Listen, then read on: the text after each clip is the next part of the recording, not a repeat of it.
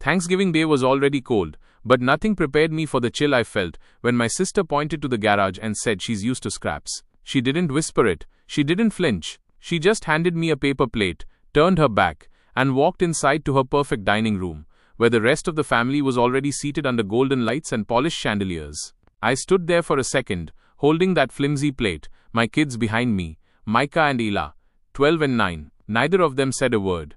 They just looked at me, waiting for what came next. And I couldn't cry, not in front of them, not after everything we've already been through. So, I smiled. I led them through the side door and into the garage. It smelled like gasoline and dust. A single folding table was pushed against the wall, with 2 metal chairs and a cardboard box to sit on. No decorations, no warmth, just silence and the sound of forks scraping plastic. That's where we ate our Thanksgiving dinner. My kids didn't complain. They sat with their backs straight, their eyes fixed on their food. Ela nudged her sweet potato pie around with her fork. Micah clenched his jaw, like he does when he's trying not to cry. That was the moment I felt something shift. I wasn't angry. I wasn't even hurt anymore. I just looked at them, and I knew. I was done begging to belong. And then it happened. A black limousine rolled up outside the house. Not a car. A limousine. Everyone inside paused. I saw their silhouettes through the window curtains. Curious, confused, crowding toward the front of the house. But the car didn't stop at the front door. The driver circled to the garage entrance. The engine cut off, and a woman stepped out. Tall, elegant, wearing a navy blue coat that looked expensive even from a distance. She looked around and asked, clear as day, "I'm looking for the owner of this house." And when I stood up, their faces dropped. I hadn't planned on going to my sister's house for Thanksgiving. I told myself last year would be the last time. But then the kids started asking, will Aunt Veronica be there? Will Grandma remember my name this time? And before I knew it, I was ironing a second-hand dress and baking cornbread in our little kitchen, trying to act like it was all perfectly normal. We live in a modest 2-bedroom apartment on the edge of town. It's not much, but it's clean, warm, and filled with love. I work long shifts as a receptionist at a pediatric clinic, and I pick up freelance writing jobs on the side. It doesn't leave much time or money for extras. But my kids don't complain. They never have. Micah is 12 now, already taller than me, all quiet strength and thoughtful eyes. Ela's 9 and still believes the world is mostly good, though I can see that belief wobble a little more each year. The morning of Thanksgiving, I stood in front of the mirror, trying to decide if my old boots looked presentable enough. I told myself it wasn't about impressing anyone. I was doing it for my kids. But the truth is, part of me still wanted to be seen. My sister, Veronica, lives in a gated community where even the trash cans look rich. Her house is huge and cold, the kind that smells like lemon polish and things you're not supposed to touch. She married well, as my mother likes to say. Blake is an attorney, smug and polished, always has a Bluetooth in his ear, and something condescending to say about public schools. They have 3 kids, nannies, a Range Rover, a housekeeper who doesn't speak much English. Veronica and I haven't been close since we were teenagers. She was always the one with perfect grades, perfect hair, perfect everything. I was the artsy one, the one who scribbled in notebooks, and had potential, but never quite made it. When I pulled into her driveway, the party was already in full swing. I could hear laughter from the backyard, and the clatter of dishes, through the open windows. I took a breath and turned to the kids. You two ready? Ela nodded, cradling the sweet potato pie she'd helped me make. Micah just said, let's get it over with. I knocked once and stepped inside. Nobody came to the door.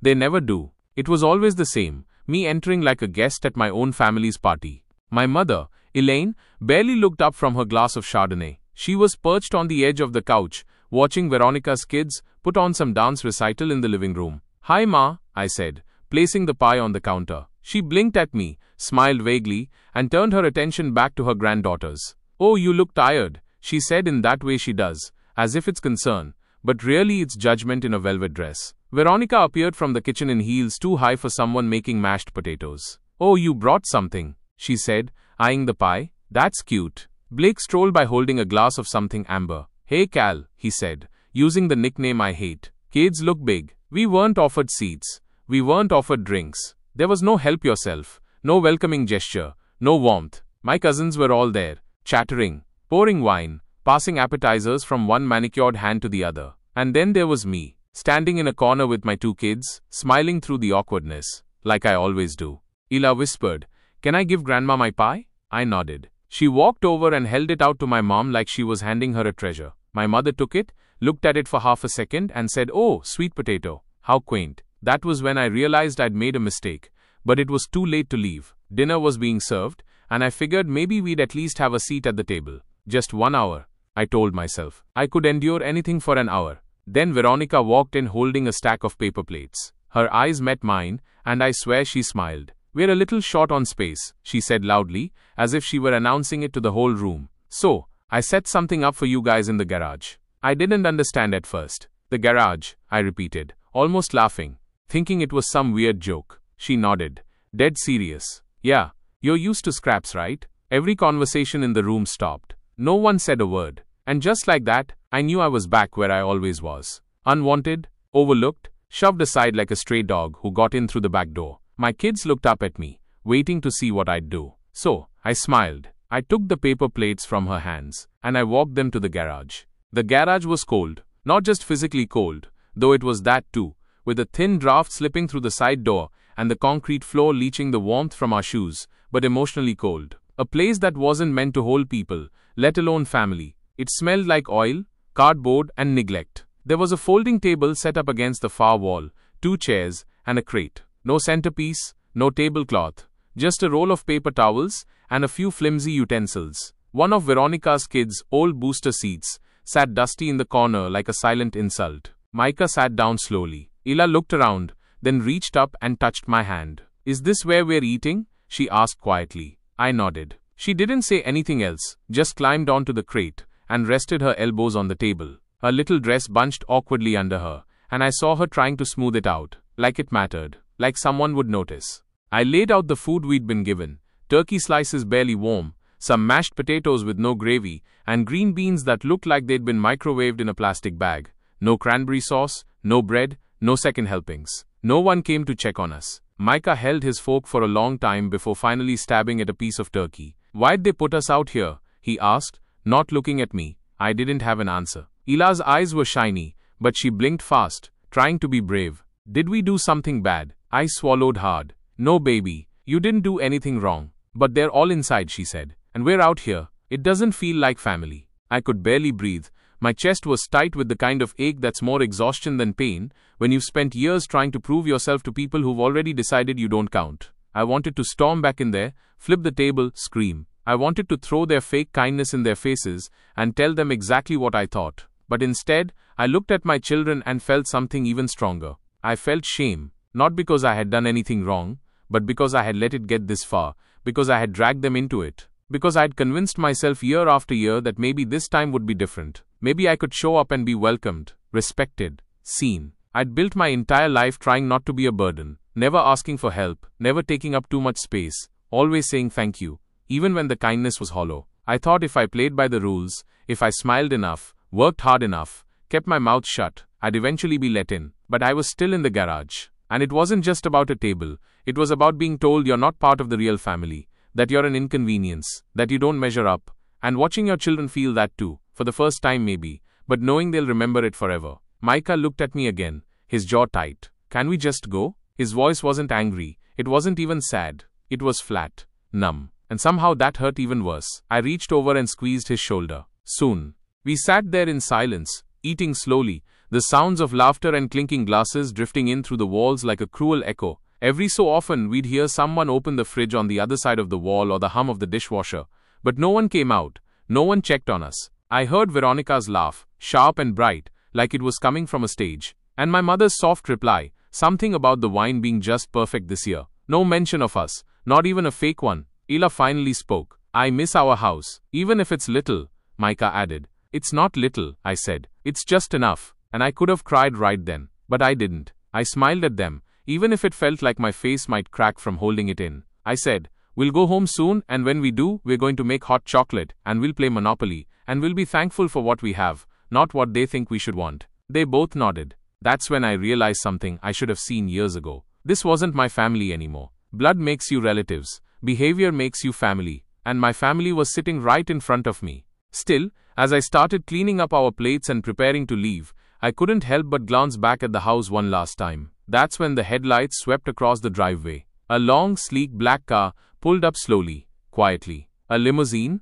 not a visitor's SUV, or one of Blake's work clients. A limo with tinted windows and a driver in a cap. Micah squinted through the garage door's dirty window. Is that? The engine shut off. We waited, and then the back door opened. A woman stepped out, and everything changed. The limousine door didn't swing open right away. It eased out slow and deliberate, like whoever was inside wasn't in a rush, like they already knew they had everyone's attention, even from the garage. I stood completely still, my hands clutching the sides of the paper plate I hadn't thrown away yet. The kids had frozen too. Even they knew this wasn't normal. You don't get random limousines showing up in quiet suburban neighborhoods on Thanksgiving Day. Micah leaned closer to the window. Mom, you see that? I nodded. The house was suddenly quiet, eerily quiet. Through the tiny glass square in the garage door, I could just make out silhouettes behind the living room window, heads turning, curtains shifting. I imagined every conversation inside grinding to a halt.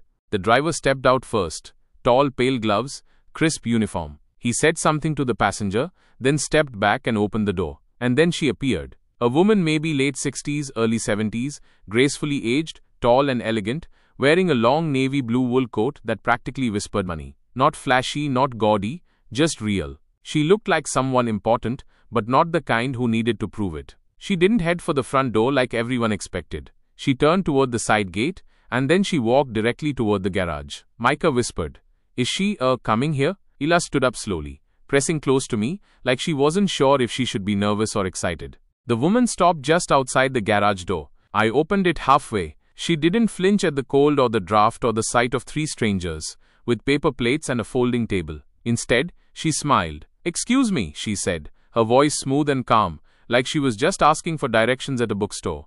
"I'm looking for the owner of this house." For a moment, I assumed she meant Veronica, maybe a friend, a client, one of Blake's colleagues.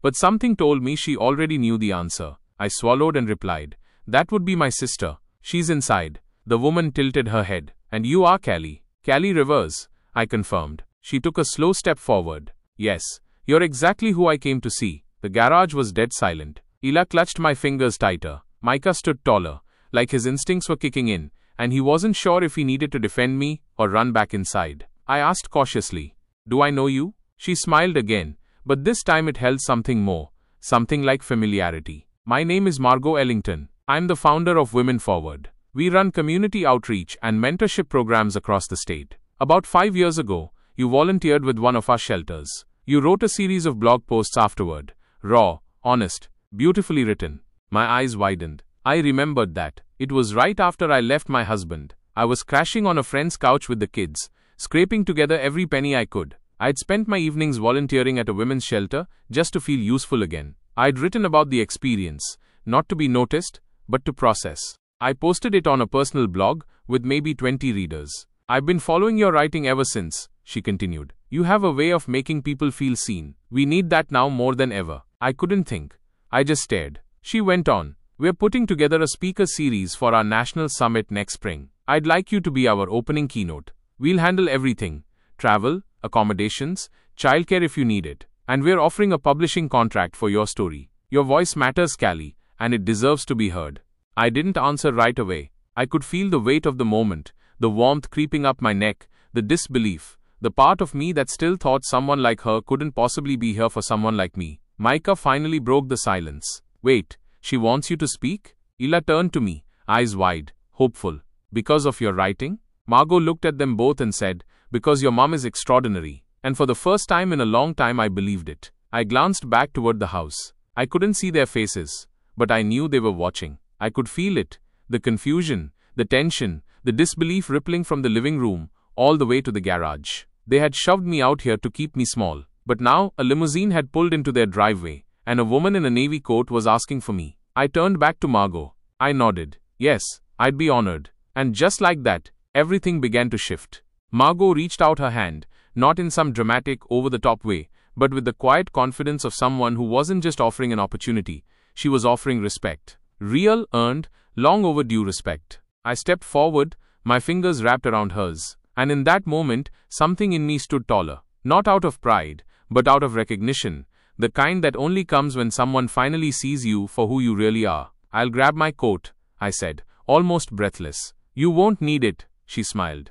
"We'll take good care of you." Micah grabbed our leftovers and held them like precious cargo. Ela slipped her hand into mine again, her eyes glowing like she was watching a movie and realizing her mom was the main character. We followed Margot out to the limo, the cold November air brushing across our faces like a new beginning. As we stepped into the car, I glanced back toward the house. That's when I saw them. The curtains in the dining room were still parted just enough to reveal the entire scene. Veronica stood with a wine glass frozen in her hand, mouth slightly open, like she couldn't quite process what she was seeing. Blake hovered behind her, his arm limp at his side. My mother sat at the end of the table, eyes narrowed, trying to make sense of it all. They looked confused, not angry, not embarrassed, just stunned, as if the universe had flipped the script and handed the spotlight to the person they'd pushed into the shadows. The car door closed with a quiet thud, sealing us into a world that for once felt like mine. The seats were soft, warm. The lights inside were dim and calming. Margot spoke to the driver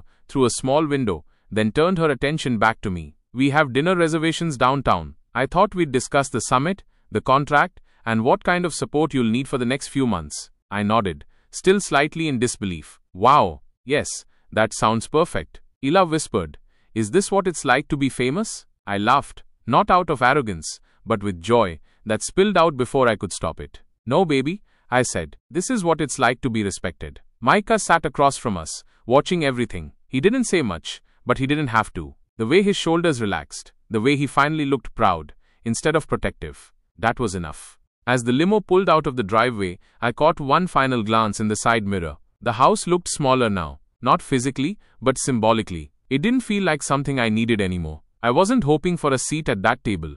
I wasn't fighting to be part of that world. I was building my own table now, one where my kids would never have to wonder if they were welcome. Dinner that night was like something out of a dream. Linen tablecloths, real silverware, warm bread in a basket, and servers who called me ma'am like I mattered. But the real magic wasn't in the food or the service. It was in the conversation. Margot wanted to know my story. All of it. She listened, not to respond, not to correct, but to understand. She took notes when I mentioned the challenges of being a single mom, the way people make you feel like a failure just for surviving. She nodded when I talked about staying up until 2 a.m., writing blog posts after putting the kids to bed. She smiled when I described how Ela helped me color-code job applications, and how Micah once Googled how to pay rent with no money because he heard me crying in the kitchen. "We need your voice," she said again. "People think inspiration has to come from big, glamorous lives, but it's the quiet fighters who show the most courage, the ones who keep showing up even when no one's watching." When the check came, she waved it away. "You've already paid enough. Let us take it from here." The ride home was quiet. Not because we had nothing to say, but because peace doesn't make a lot of noise. I tucked Ela into bed that night, and before I turned off her light she said, "I'm glad they put us in the garage." I blinked. "You are?" She nodded. "Yeah, because if they didn't, the limo wouldn't have known where to find us." That stopped me. She was right. Sometimes you're pushed to the margins so you can find the path you were meant to walk, or so it can find you. I kissed her forehead. "You're smart. I get it from my mom." And just like that, I finally understood. They didn't break me that day. They revealed me. It's been almost a year since that Thanksgiving. And in a way, I'm still trying to catch up to the woman I became in that garage. Some things changed fast. Like the emails and phone calls that started coming in after Margot's team announced me as the opening speaker for their summit. Like the publishing deal that landed in my inbox with the subject line, "Your voice matters." Like the way people suddenly started remembering my name, not as Veronica's sister or Elaine's daughter, but just Callie. But other changes were quieter, the kind that happen in the space between heartbeats. When you stop apologizing for who you are, when you stop shrinking to make others comfortable, when you finally believe that your story doesn't need permission to be told. The keynote speech was terrifying and beautiful all at once. I stood on a stage in front of hundreds of women CEOs, teachers, single moms, students, and I told the truth.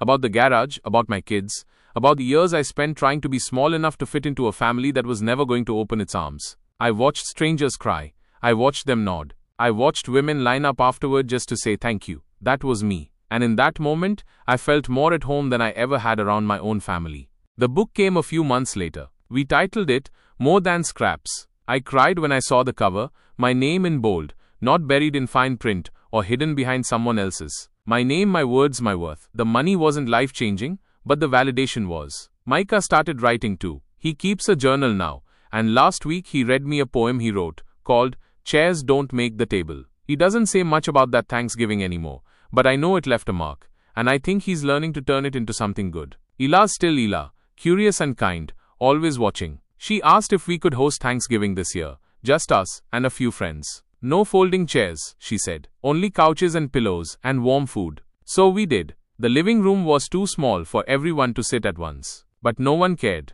People ate on laps and floors, laughing and sharing seconds. There were candles, music, and love. Real love wrapped around everything like a soft blanket. No one asked why we weren't at Veronica's, and I didn't offer. My mom sent a short message that morning, just 2 lines. Hope you're well. Miss you sometimes. I stared at it for a while before replying, we're doing fine. Hope you are too. No anger, no bitterness, just peace. Because here's what I've learned since that day in the garage.